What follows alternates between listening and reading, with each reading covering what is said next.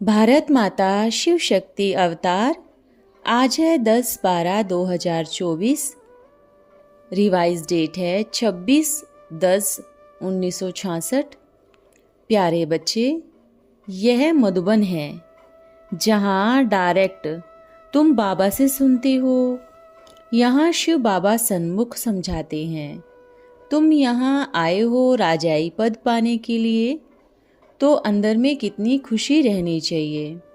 गीत है तुम्हें पाके हमने जहाँ पा लिया। शिव बाबा ब्रह्मा द्वारा बच्चों से पूछ रहे हैं, यहाँ तुम सवेरे से लेकर बैठे हो, तुम स्टूडेंट तो हो ही, तो यहाँ बैठे जरूर यह ख्याल करते होंगे कि हमको शिव बाबा पढ़ाने आते हैं। हम इस पढ़ाई से सूर्यवंशी और चंद्रवंशी बनेंगे, क्योंकि हम राजयोग सीख रहे हैं। विष्णुपुरी स्वर्ग का मालिक बनने के लिए इस ख्यालात में बैठे हो। वह किसको जमींदारी, बाल बच्चे, धंधा धूरी आदि याद आता है? बुद्धि में आना चाहिए। यह है गीता पाठशाला। हमको भगवान पढ़ाते हैं और हम श्री लक्ष्मी अथवा श्री नारायण अर्थात उनके कुटुंब के भांति बनने वाले हैं। यह है ही राजयोग। यह तो बच्चों को बुद्धि में आना चाहिए। हम बाबा से डायरेक्ट सुनकर सूर्यवंशी घराने के भांति बनेंगे। लक्ष्मी नारायण का चित्र भी सामने है। हमारा राज्य होगा। मनुष्य कोई नरक और स्वर्ग को नहीं जानते, सिवाय तुम ब्राह्मणों के और कोई को पता ही नहीं कि स्वर्ग किसको कहा जाता है। तुम बच्चे ही समझते हो। हम बाबा से ही स्वराज्य विद्या स्वर्ग के लिए पा रहे हैं। हम स्वर्ग के मालिक बनने वाले हैं। यह अंदर में सिमरण करना है। जैसे स्कूल में स्टूडेंट की बुद्धि में रहता है, हम यह बैरिस्टर, इंजीनियर आदि बनने के लिए पढ़ रहा हूँ। तुमको भी यह याद रहता है या भूल जाते हो? तुम तो बहुत ऊंचे ते ऊंच भगवान के स्टूडेंट हो। तुमको ऊंचे ते ऊंच देवता बनाने के लिए बाबा पढ़ा रहे हैं। तुम हो उनके बच्चे। आत्माएं इस शरीर द्वारा भविष्य मर्तबे को याद कर रही है। या शरीर के संबंधियों, जिस्मानी मिल्कियत, धंधे आदि को याद करते रहते हो। यहाँ जब आते हो तो समझना चाहिए हमको बेहद का बाबा पढ़ाते हैं। बेहद का अर्थात विश्व का मालिक बनाने। फिर राजा रानी बने या प्रजा, मालिक तो बनते ही हो ना। नई दुनिया में ही सूर्यवंशी घराना, यह तो समझते हो ना। हम अपनी राजाई करेंगे। ऐसे नहीं यहाँ बैठे बाहर की बातें याद आती रही। बाबा जानते हैं बाहर में, घर घाट में, खेती बाड़ी में रहते हो, वहाँ इतना याद नहीं कर पाते। यहाँ जब आते हो तो बाहर की धंधे धोरी आदि की ख्यालात छोड़ आनी चाहिए। यहाँ वो याद नहीं रहती। यहाँ वो याद नहीं रहनी चाहिए। तुम उस कलयुगी दुनिया में हो ही नहीं। अभी तुम संगम पर हो। कलयुग को छोड़ दिया है, इसलिए मधुबन गाया जाता है। यहाँ तुमको आपस में इस नॉलेज का ही वातावरण करना है और कोई वातावरण नहीं। यहाँ जो ज्ञान की बातें सुनते हो वही वर्णन होनी चाहिए। विचार सागर मंथन होना चाहिए। जितना टाइम मिले यहाँ चित्रों के आगे बैठो, इनको ही देखते रहो। ब्राह्मणियाँ जो ले आती है उन पर बड़ी रिस्पॉन्सिबिलिटी है। बहुत ओना रखना है पढ़ाई का, जैसे टीचर को ओना होता है। हमारे स्कूल से अगर कम पास होंगे तो इज्जत चली जाएगी। जिसके स्कूल में बहुत पास होती हैं वो अच्छा टीचर माना जाता है। तो यहाँ ब्राह्मणियों को पढ़ाई पर पूरा ध्यान देना है। यहाँ आते ही हैं संगम पर। यह बीच सागर है। तुम बच्चे बाहर गामरों आदि में रहते हो, समझती हो वो भी कलयुग है। यह मधुबन संगम युग, जहाँ डायरेक्ट तुम बाबा से सुनती हो, वहाँ तो ब्राह्मणियाँ सुनाती हैं। यहाँ तो शिव बाबा सन्मुख समझाते हैं। यहाँ का प्रभाव बहुत है। ऐसे नहीं यहाँ भी धंधा धोरी आदि घर बार याद पड़ता रहे। बाबा समझेंगे, यह जाकर साधारण प्रजा बनेंगे। तुम यहाँ आए हो राजाई पाने के लिए, तो अंदर में यह खुशी रहनी चाहिए। चित्र भी बहुत मदद करते हैं। इष्ट देवताओं के, गुरु के चित्र घर में रहते हैं याद करने के लिए, परंतु उनको याद करने से कुछ मिलता नहीं है। भक्ति मार्ग में तो जो कुछ करते हैं नीचे ही उतरते आए हैं। अब तुम बच्चों को ऊंच जाने का पुरुषार्थ करना है। शिव बाबा का चित्र रख दो तो घड़ी घड़ी याद करने की टेव पड़ जाए। तुम जानते हो शिव बाबा से हमको वर्षा मिलता है। आगे गुरुओं को, कृष्ण को, हनुमान को याद करते थे। अब शिव बाबा सन्मुख कहते हैं, मुझे याद करो। त्रिमूर्ति का चित्र तो बड़ा अच्छा है। शिव बाबा ब्रह्मा द्वारा हमको यह सुनाते हैं। यह चित्र तो सदैव पॉकेट में रख दो। घड़ी घड़ी देखते रहो तो याद पड़े। बाबा भक्त था तो लक्ष्मी नारायण का चित्र पॉकेट में तकिए के नीचे गद्दी पर जहाँ तहाँ साथ में रखा रहता था। उनसे मिलता कुछ भी नहीं था। अब तो शिव बाबा से बहुत प्राप्ति होती है, तो उस एक को ही याद करना है। इसमें ही माया सामना करती है।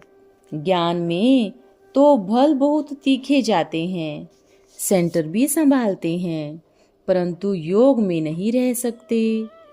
योग में ही माया इंटरफियर करती है। कहते हैं बाबा भूल जाता हूँ। ऐसे नहीं कहते। बाबा 84 जन्मों का चक्र भूल जाता हूँ। वो तो कोई मूर्ख भी ना भूले। चक्र को समझना तो बहुत सहज है। याद भूल जाती है, ऐसे भी नहीं। यहाँ रहने वाले जास्ती याद करते हैं। नहीं, जिस बाबा से हम गोरा बनते हैं उनको जानते ही नहीं। माया का परछाया बहुत पड़ जाता है। मूल बात है ही याद की। बाबा जानते हैं बहुत अच्छे फर्स्ट क्लास बच्चे भी याद में नहीं रह सकते। योग में रहने से ही देह अभिमान कम होगा, बहुत मीठे रहेंगे। देह अभिमानी होने से मीठा नहीं बनते, बिगड़ते रहते हैं। ब्राह्मणियों में ऐसे बिगड़ते हैं। बाबा सबके लिए नहीं कहते, कोई तो सपूत भी है। सपूत उनको कहा जाता है जो अच्छी रीति योग में रहते हैं। उनसे कोई उल्टी सुल्टी बात नहीं होगी। मित्र संबंधी आदि सब भूल जाएंगे।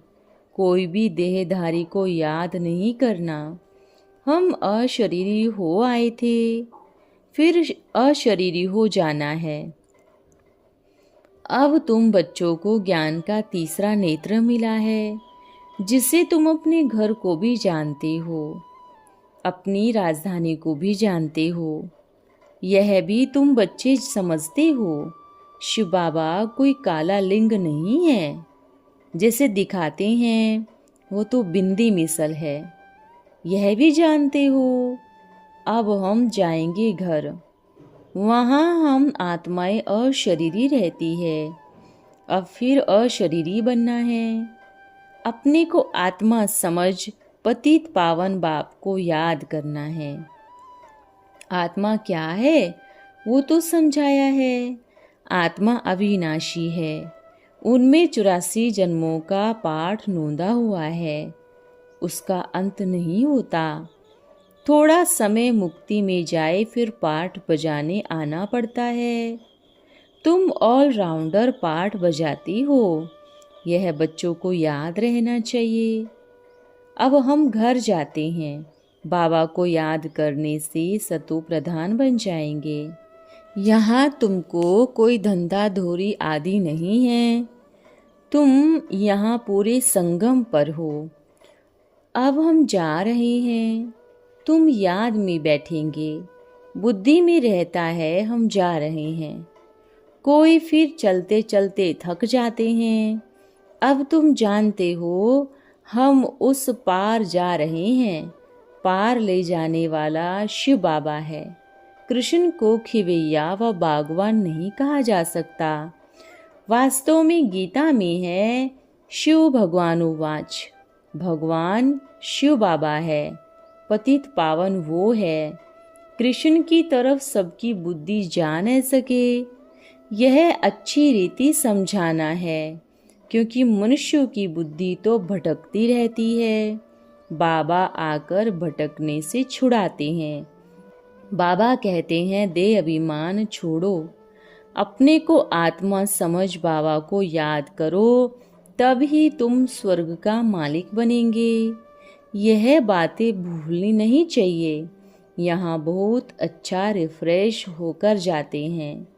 अनुभव सुनाते हैं। बाहर फिर वैसे के वैसे हो जाते हैं। मित्र संबंधी आदि का मुंह देखकर एकदम लोभायमान हो जाते हैं।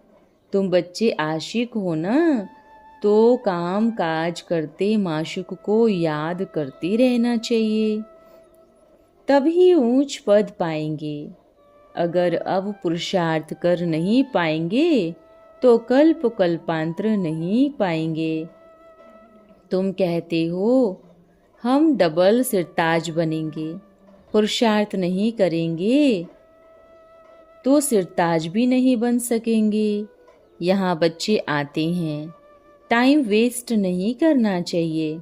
और तो कुछ भी यहाँ है नहीं, सिर्फ दिल वाला मंदिर है तुम्हारा यादगार, वो तुम देख सकते हो। ऊपर में वैकुंठ खड़ा है, झाड़ में भी तुम्हारा क्लियर है। नीचे राजयोग में बैठे हैं, ऊपर में राजाई खड़ी है। हूबहू जैसे मंदिर बना हुआ है वैसे यह चित्र है। अब यह मंदिर जिन्होंने बनाया है वो तो बिल्कुल भी नहीं जानते थे।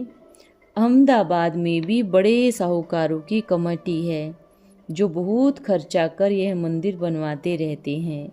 बाबा ने कहा था, अहमदाबाद में मंदिर के जो ट्रस्टी हैं जैनी लोग, उन्हों को किताब जो दिल वाला मंदिर पर अपना छपा हुआ है दे समझाना है।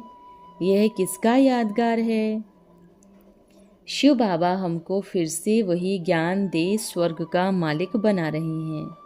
इस कलयुग का विनाश होना है। ऐसा कब कोई ने समाचार नहीं लिखा है कि मंदिर बनाने वाली कमेटी को निमंत्रण दिया व उनके पास गए। अच्छा, ओम नमः शिवाय। रात्रि क्लास है 22/11/1966। बाप को बुलाते हैं, हमको पतित से पावन बनाओ, साथ ले जाओ। गोया मुक्ति के लिए बुलाते हैं कि आकर हम आत्माओं को यहाँ से ले जाओ। यह रावण का राज्य है, परंतु समझते नहीं हैं। शरीर तो सबका यहाँ खत्म होवेगा ना, इसलिए ही कहा जाता है भगवान कालों का काल है। सबको ले जाते हैं, बुलाते हैं, बाबा इस छीछी दुनिया से हमको ले चलो। तुम सुखधाम शांतिधाम जाने के लिए पुरुषार्थ कर रहे हो, बाकी सबका पुरुषार्थ है झूठा, तुम्हारा है सही। तुमको खुशी होती है हम घर जाएंगे।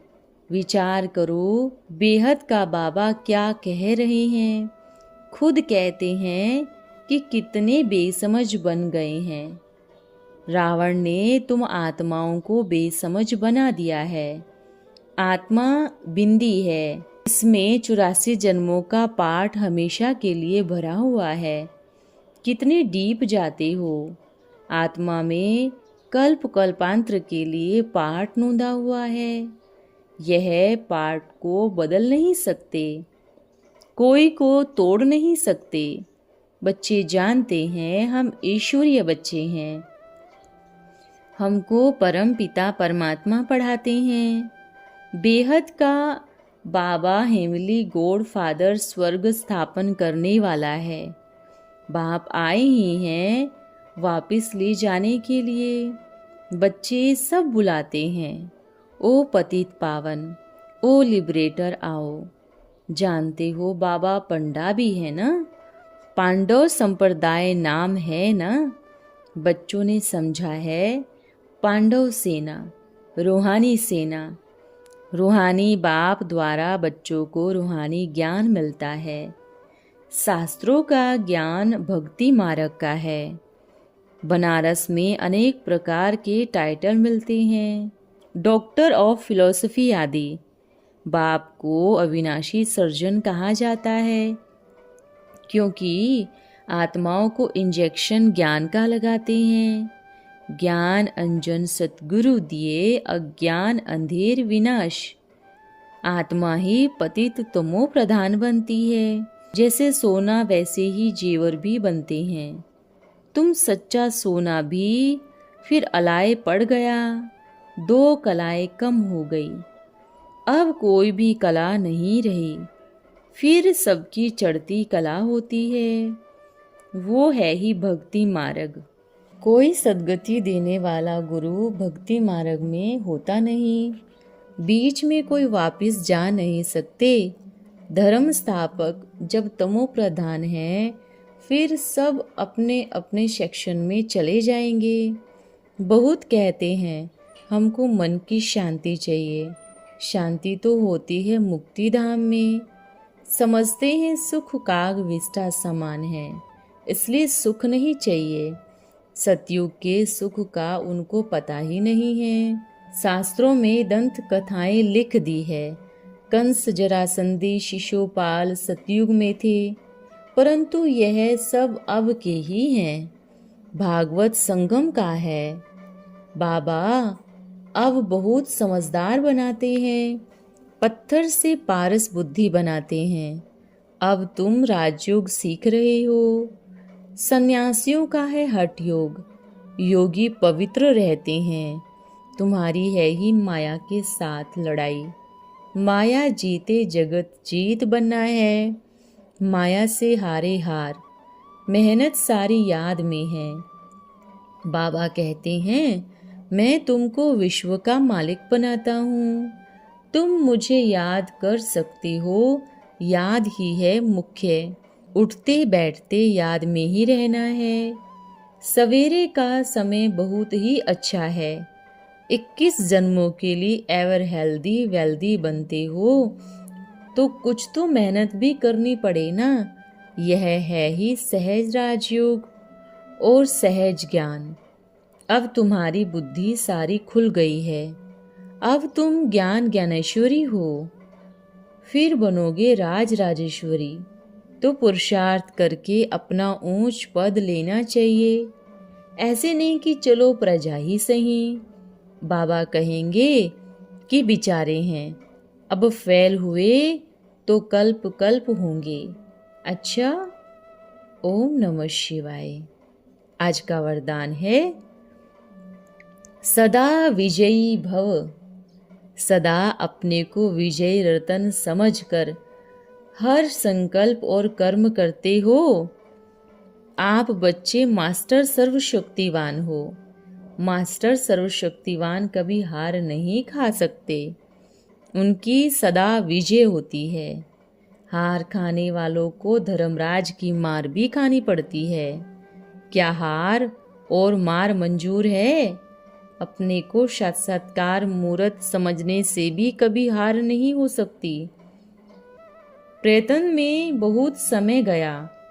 अब प्रतिज्ञा करो, तभी संपूर्ण स्वरूप की प्रत्यक्षता होगी और साक्षात बाप समान साक्षात्कार मूर्त बनेंगे। अभी बार बार हार नहीं खानी है, इसलिए बलिहार जाना पड़ेगा। बार बार हार खाने वालों को देवताओं के हार बनाने पड़ेंगे।